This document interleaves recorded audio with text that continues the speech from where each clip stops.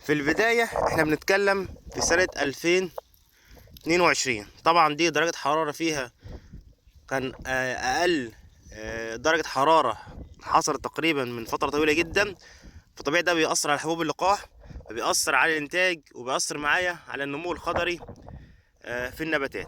طبعا الطماطم دي كانت متغطية، وده الوش التالت بتاع الزرع، مش الوش الاولاني، ده الوش التالت بتاع الزرع. لما حضرتك تشوف جودة ولون وصلابة وكمية انتاج في الوش التالت، لا يبقى ده انتاج ما شاء الله. واحنا شغالين صح، وبنطلع انتاج صح، وبنتابع مزارعنا صح. اولا ده صنف طماطم روجينا دوت بالزرع انفاق في محافظة الإسماعيلية، خصوصا في أنفاق، لكن بالزرع مكشوف في باقي المحافظات التانية في مصر. طيب عشان نوصل الإنتاج دوت وجودة ولون الثمار ديت ولمعان وكمية الإنتاج ديت، لا احنا تعبنا فيها وركزنا على شوية نقاط. دي اللي احنا هنقول عليها حضرتك عليها علشان تطلع إنتاج زي كده بفضل الله تعالى.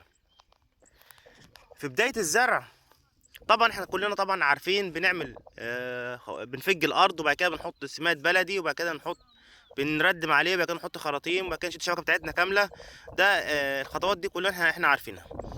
زرعنا الطماطم، وطبعا غطينا الطماطم بانفاق او ببلاستيك، وبعد كده قعدنا حوالي بتاع شهر كامل بنسمد مرتين او 3 مرات في الشهر كله.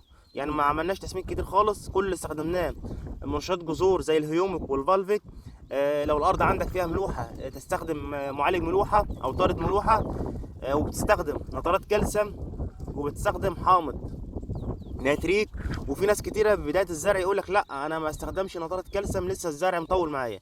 لا احنا في شغلنا بنبدا من اول 10 ايام من بدايه الزراعه بنسمد كالسيوم، وبنسمد فوسفور وبوتاسيوم ومغنيسيوم وحديد، بس طبعا على حسب حجم العرش وعلى حسب الكميات الارض عندنا وعلى حسب شكل النبات نفسه. دي نقط مهمه جدا لازم تشتغل بيها في بدايه برنامج التسميد بتاع حضرتك. كل النقط دي هي اللي بتوصل لانتاج زي اللي حضرتك شايف دلوقتي. وهنتكلم برضو عن المركبات احنا اشتغلنا بيها.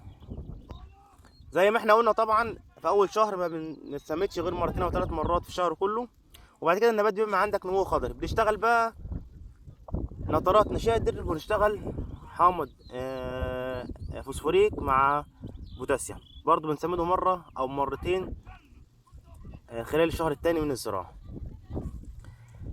بعد كده بنسمي نترات كالسيوم حامض نيتريك ده طول موسم الجم.